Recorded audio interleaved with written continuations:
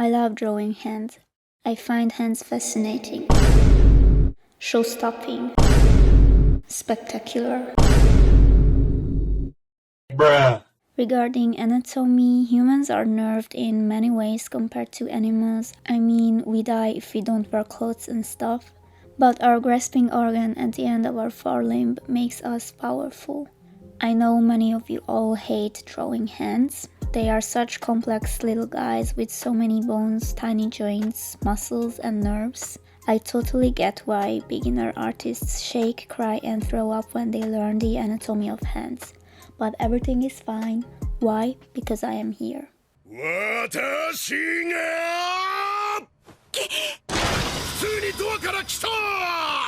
I show you how I learned drawing hands, which artists inspired me, and I'm also going to explain and teach how I draw hands. Any kind of hands, especially pretty and hot ones. I hope you don't think I have a hand king though.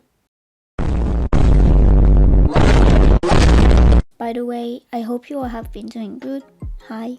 Before I start the video, do yourself a favor and drink a glass of water, please. Thank you. Let's get started. Okay, so the first thing is that if you try to learn drawing hands thinking it's way too difficult, if you hate it, want to rip your paper, break your pencil or your drawing tablet, it's going to be much harder.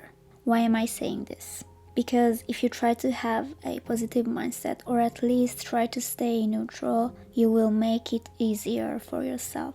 And this doesn't only go for drawing, it goes for anything new you want to learn. The reason why I learned to draw decent hands relatively fast is because I was really interested in this topic and I was inspired by some of my favorite artists who draw hands insanely well. Of course, it's also because of the good methods I learned, but what pushed me and sped up the process was my mindset, feeling excited and enthusiastic about drawing something cool.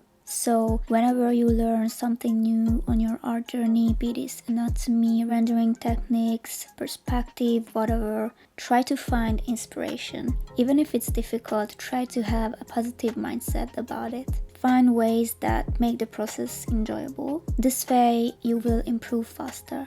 Second, try to collect good reference. You can find tons of reference photos and drawings on Pinterest.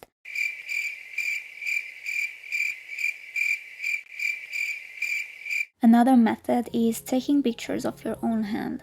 This is the best way if you can't find good reference for the exact pose you want to draw. Studying how your favorite artists draw is also great. Do you know whose hand drawings I studied the most? Mangakas. I collected reference from manga. For example, the author of Naruto, Kishimoto Masashi, and the author of Boku no Hero Academia, Horikoshi Kohei, draw hands so well. Horikoshi puts great emphasis on drawing hands in his manga. His hand drawings are so expressive and unique. One of the things that make the art style of PNHA so easily recognizable is the way hands are drawn in it.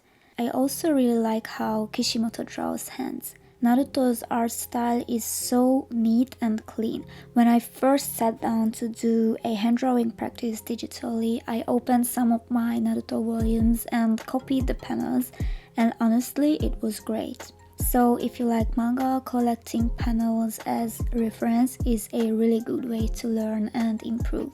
At this point, some of you are probably like, get to the fucking point already. So let's get into how I draw hands.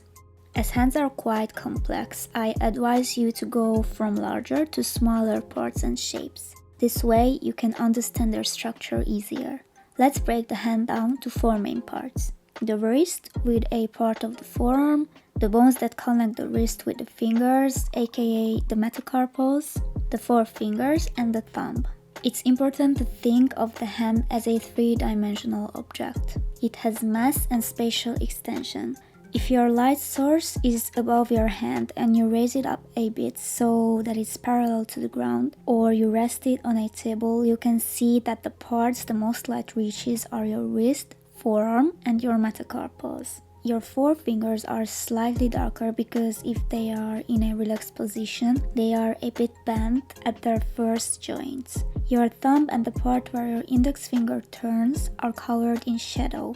When you just sketch hands or make line art, of course, you don't have to paint light and shadows. The reason I mentioned values is because this way it's simpler to see the structure of the hand and to understand spatial relations. If you think of your hand as a single box, your thumb and index finger together will be the face that is connected in a 90-degree angle to the biggest face of a rectangular prism. You can even think of the parts of the hands as individual prisms if it helps you to understand the structure better. We can break down the main parts to several smaller ones, but let's focus on the basic structure at the first phase. For now, don't draw the fingers and nails one by one. Once you are comfortable with and have understood the basics, you can move on to the next steps.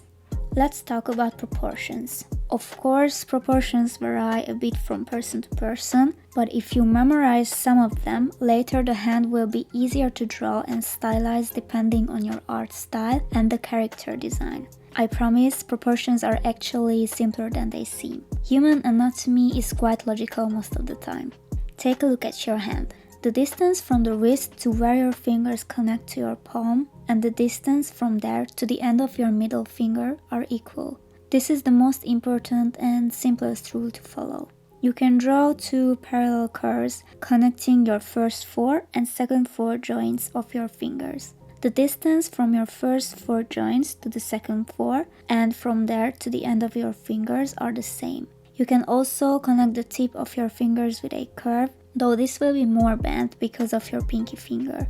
The distal phalanges, aka the tiny last bones of your fingers, are about half the size of your middle phalanges plus them together.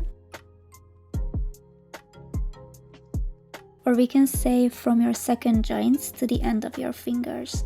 You can draw a line connecting the left and right of the upper side of your hand. On this line you can mark where the fingers connect to the palm. Out of these 4, the middle finger is the longest, followed by the index, ring, then the pinky finger. The thumb is a bit trickier. If you straighten your palm and all of your fingers, you can see that your thumb ends a bit below the second joint of your index finger.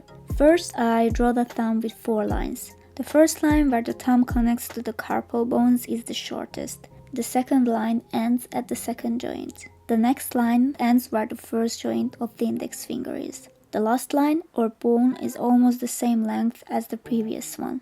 The size of the wrist is quite different for everyone. All I can say it's probably a little bit smaller than or the same size as the length of the pinky finger. I'm just saying this from my experience, and let me tell, I have a skinny ass wrist. So maybe it would be a good idea to measure your wrist if you want to practice using your own reference photos. Actually, it's the best if you literally measure the length of all the bones of your hand. It really helps to understand proportions better.